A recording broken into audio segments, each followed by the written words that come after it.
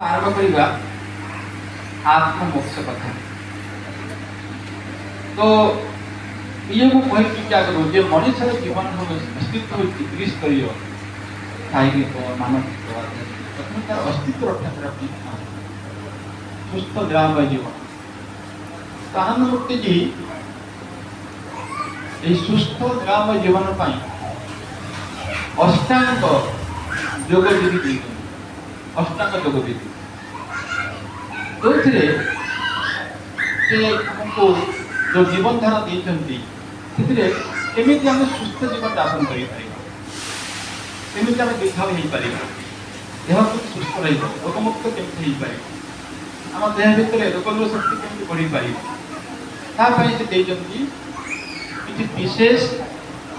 किसी विशेष प्रक्रिया। प्रथम कथा हूँ खाद्य खाद्य विषय से कहते जे खाद्य भी तीन प्रकार सात्विक खाद्य राजसिक खाद्य और तामसिक खाद्य। प्रत्येक खाद्य নিজস্ব गुण अच्छे जदि आम सात्विक भोजन करती सत्व गुण वृद्धि हम अर्थात परोपकार सेवा दया क्षमा ममता आध्यात्मिक चेतना ये सब वृद्धि हम आदि आम राजसिक भोजन करती राजसिक गुण वृद्धि हम अर्थात विलास व्यसन आलस्य ये सब आसो तामसिक भोजन करती तम गुण वृद्धि हम अर्थात आम भितर हिंसा क्रोध ईर्षा परसिक आत्मता यही सब गुण गुड़ा वृद्धि तो से प्रथम कहते जे आहार शुद्ध सत्व शुद्धि आहार शुद्ध सत्व शुद्धि अर्थात you are what you eat you are what you eat कहीं आमर जो बॉडी सेल्स या ये सब खाद्य द्वारा खाद्य रस हुए रस रु रक्त हुए रक्त रु मांस हुए मांस रु मेद हुए चर्बी हुए एवं मेद रु अस्थि तैयारी हुए अस्थि रु मज्जा हुए मज्जा रु शुक्र हुए कहते सप्त धातु ये सप्त धातुर परिमाण जो आम देह ठीक न थाए ताहले विभिन्न रोग आसबार संभावना थाए से सप्त धातु आमर केमिति संतुलित रहिबो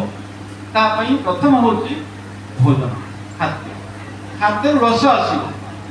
रस रक्त आसो रक्त मांस आसो मांस मेद आसो मेद अस्थि आसो मज्जा एवं से शुक्र कौन आम कहते ये जो शुक्र ये हूँ भाइटाल एनर्जी यहाँ हूँ आपंकर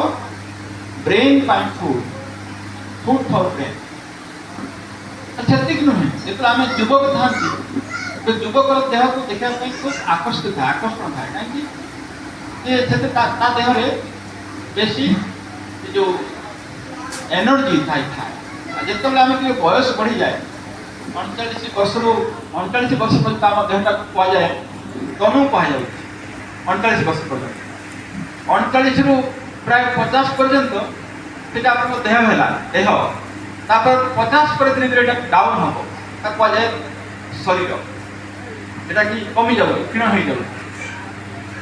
तो ये जो प्रथम अवस्था कौन थाए ना सत्व गुण बेसी थाए तापर रजगुण आसो तापर तम गुण आसो।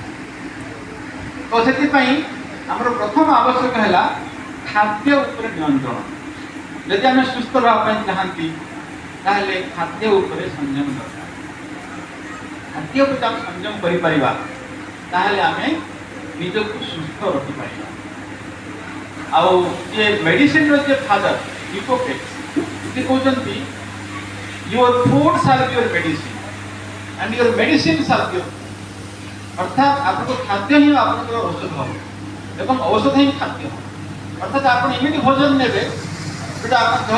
औषध भाई काम कर आनंदमूर्ति जी जो मैंने आध्यात्मिक साधना करेंगे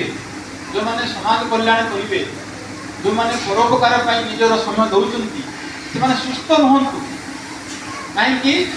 प्रथम सुख हूँ निरोग काय प्रथम सुख हूँ निरोग काया